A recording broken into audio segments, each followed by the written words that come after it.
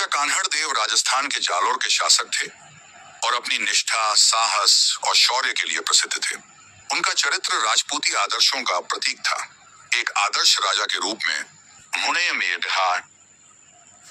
अपने राज्य, धर्म और अपनी प्रजा के प्रति अटूट समर्पण दिखाया। एक साहसी योद्धा।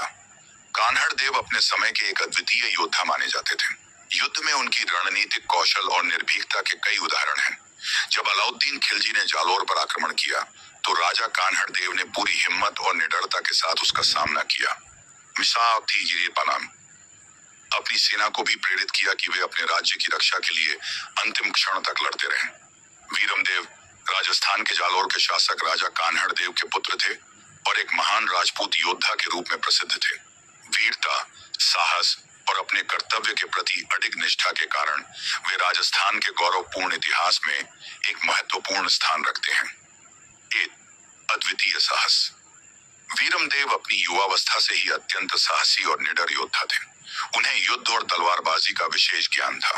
जब दिल्ली के सुल्तान अलाउद्दीन खिलजी ने जालोर पर हमला किया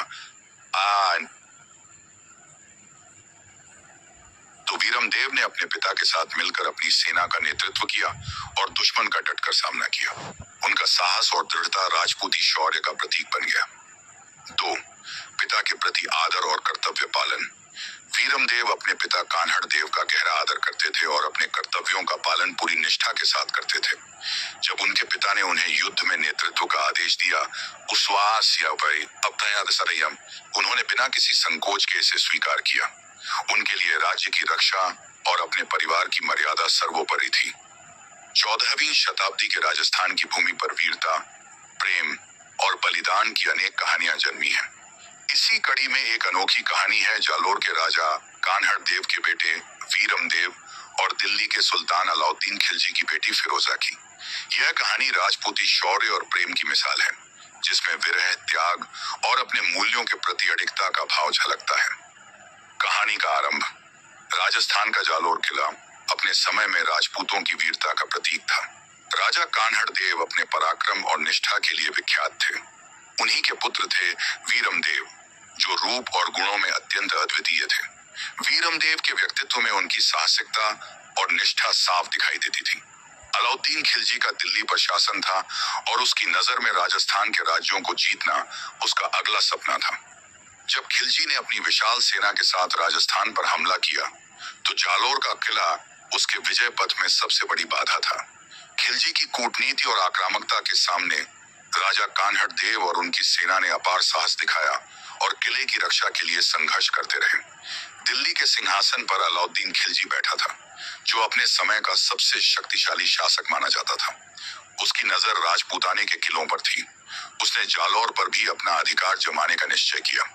उस समय जालोर के राजा कान्हड़ देव ने अपनी सेना को युद्ध के लिए तैयार कर दिया और अपने बेटे वीरमदेव को युद्ध में नेतृत्व करने का आदेश दिया।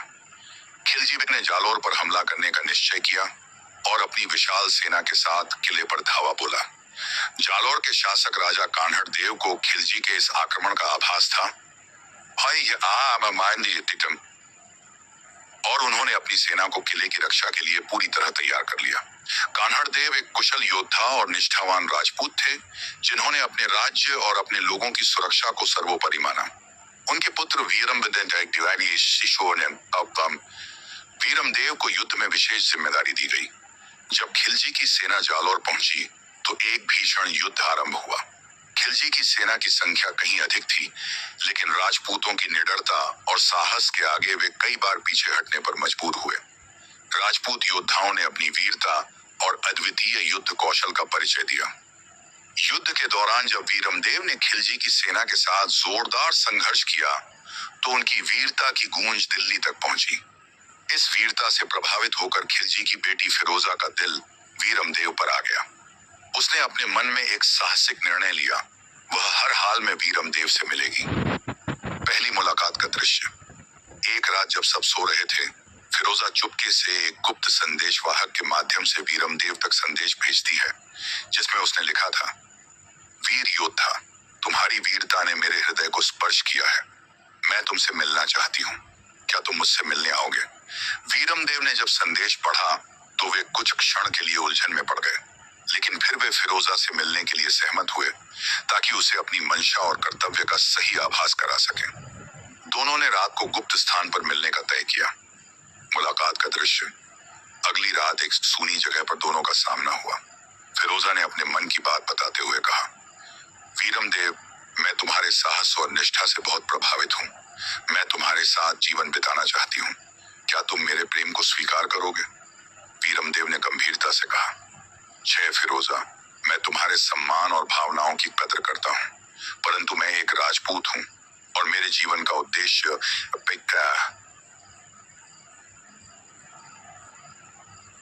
अपने कर्तव्यों का पालन करना है। प्रेम और धर्म के बीच मैं हमेशा धर्म को चुनूंगा। फिरोजा ने आंसू भरी आंखों से जवाब दिया, क्या हमारे प्रेम की कोई जगह नहीं वीरम देव? मैं राजपूतानी परंपरा का पालन करूंगी, तुम्हारे साथ हर कठिनाई में खड़ी रहूंगी।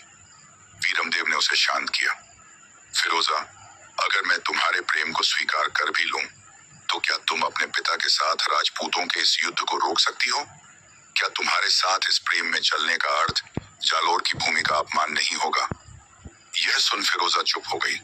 उसकी आंखों में अपने प्रेम की बलिदान की भावना स्पष्ट थी। फिरोजा समझ चुकी थी कि वीरम देव अपने कर्तव्य के प्रति अडिग हैं। उधर युद्ध का समापन निकट था। खिलजी की सेना ने किले के अंदर घुसने का मार्ग बना लिया था। जब जालौर पर खतरा मंडराने लगा तो राजा कान्हड़ देव ने महिलाओं को जौहर के लिए तैयार होने का आदेश दिया। फिरोजा ने भी वीरम देव से अपने अंतिम मिलने की प्रार्थना की। अंतिम बार मिलने पर उसने कहा, वीरम देव, मैं जानती हूँ कि हम एक नहीं हो सकते, लेकिन मेरा प्रेम मरते दम तक तुम्हारे साथ रहेगा। जौहर में मैं भी अपनी आत्मा को तुम्हारे प्रेम के प्रति समर्पित कर दूंगी। वीरम देव ने अपनी आंखों में आंसू भरे कहा, फिरोजा, तुम्हारा यह बलिदान सदियों तक राजपूती सम्मान और निष्ठा का प्रतीक रहेगा। तुम्हारे प्रेम को मैं अपनी यादों में हमेशा संजोए रखूंगा। जौहर का दृश्य। फिरोजा अन्य राजपूत महिलाओं के साथ जौहर के अग्निकुंड में समा गई। उनके चेहरे पर अपने प्रेम और सम्मान की रक्षा का संतोष था। दूसरी ओर वीरम देव और उनकी सेना ने अपने प्राणों की आहुति देते हुए युद्ध में अंतिम सांस तक लड़ाई की।